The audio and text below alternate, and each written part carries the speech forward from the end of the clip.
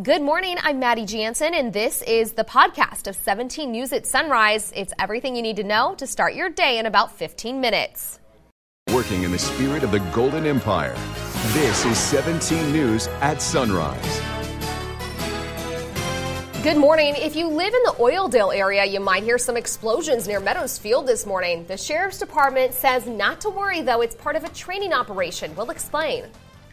New details in an armed robbery turned officer-involved shooting at a South Bakersfield restaurant. The officer and suspects identified. More information still ahead. Teenagers in the courtroom representing Kern County as they show off their legal chops. We'll introduce you and show you how they're preparing on this Wednesday, March 20th, 2019.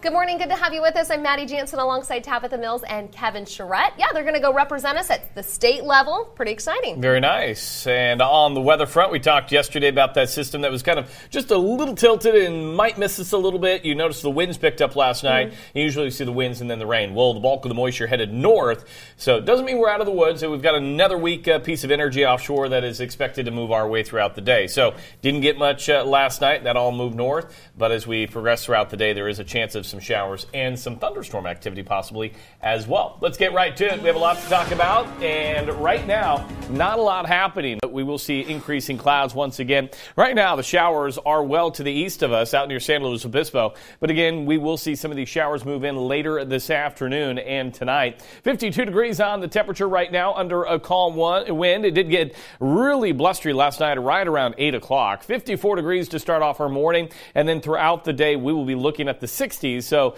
a big difference from the lower 80s we were seeing. Mostly cloudy throughout the afternoon. And then for the mountains, you're at 41 degrees right now. West-northwest wind at 8. No advisories. Those winds have calmed down enough. And then hour by hour, starting out in the 40s, 50s this afternoon with mostly cloudy conditions this afternoon. Right now, all the models indicating the chance of showers increases by late tonight. We'll go more in detail on that in just a few minutes. Well, new at Sunrise, if you live in Oildale and hear loud noises this morning, don't worry, it's not an emergency. That's the message from the Kern County Sheriff's Office. KCSO is holding bomb squad training exercises from 8 to 9:30 this morning. The goal is to get new deputies familiar with bomb squad procedures. KCSO says technicians will be setting off explosives near Meadows Field. We now know the name of an officer who shot two men during an armed robbery at La Villa Mexican restaurant. Investigators say Sergeant Shane Schaff is now on administrative leave pending review by the Critical Incident Review Board. By our count, Sergeant Schaff has been involved in 3 prior officer-involved shootings dating back to 2004. He's a 17-year veteran of the force. Police say one of the robbery suspects, who is 17, is still in the hospital but is stable. He'll be booked for robbery and several other charges when he's released. Officers say Christopher Salazar was with him when the two robbed La Villa restaurant last Thursday night. But he was also shot, but he was treated and released. He's due in court March 28th. In a different officer-involved shooting, BPD says one of officers did not meet department standards when he fired his gun during a traffic stop last March. Officers stopped a reportedly stolen car on Rosedale Highway. BPD says the officers ordered 3 people inside of the car outside, but one man was texting. When he left the car, Officer Richard Robles mistook his phone for a gun and fired a single shot. No one was hit. BPD says Officer Robles didn't break the law, but administrative action will be taken before he can return to duty. It's 5:04 now. If Space Force happens, Kern County supervisors want to welcome it here. Yesterday, supervisors adopted a position in support of establishing the first U.S. Space Force base, pursuing a future installation right here in Kern County. If it happens, it would most likely bring high-paying jobs and development in eastern Kern. The Pentagon has requested more than $14 billion to help the Air Force develop space warriors in its 2020 budget. More than $70 million of that would go toward establishing a headquarters. A local park is getting a facelift. The Board of Supervisors outlined a master plan that calls for adding more entertainment and safety features to Hart Park. 17's Karen Waugh has more about the changes coming to the park and how long the project will take. In just 2 years, Hart Park will turn 100 years old. So the county surveyed the public and got suggestions to revitalize the area. At 98 years old, Hart Park is arguably one of the most scenic places in Kern County, but some parts could use a little help. So the county proposes an elaborate beautification plan. In terms of entertainment, they see larger stages suited for big events, concession stands, or an area for food trucks, a children's splash pad and beach by Hart Lake to encourage people out of the Kern River. For animal lovers, they envision a dog park and an extensive equestrian path in an area currently polluted with trash and vehicles. This is really a great vision for... Most audience members were very happy with the plan, but the biggest point of contention? We've removed over 100 cats in the last few months from the park. I, at one time, thought, wow, it would be a great idea to get rid of all the cats, but then you're also going to get rid of a bunch of people that are having a good time with the cats. I used to bring my children there. I would not bring them there anymore because it's overrun with cats. Along the same lines, I don't like the idea of the dog park. There's a huge problem of dumping animals at the park already, not only cats. The county also wants nicer bathrooms ahead of trails. But one issue some say wasn't addressed. We have a park out there that's somewhat dying. You go out there and there's constantly trees that are being torn out, but there's very little planting being done. So the preservation aspect of it, I don't see that as a priority in the plan. The county wants to stress these changes won't happen overnight. This is really a 3 to 5 year plan of work. So this plan of work includes everything from cleanup and other deferred maintenance, landscaping, signage throughout the park, the upgraded public safety and security enforcement. The county says it intends to increase park ranger coverage to 24 hours.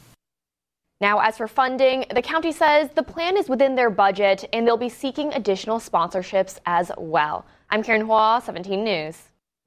Some young aspiring legal eagles are headed to Sacramento. The Centennial High School's mock trial team is competing in the state championships this weekend. Last night, they held a scrimmage in the school library. Centennial will represent Kern County and go up against 33 other county champions across the state. Students on the team say they're excited about and talked about how much the mock trial team means to them.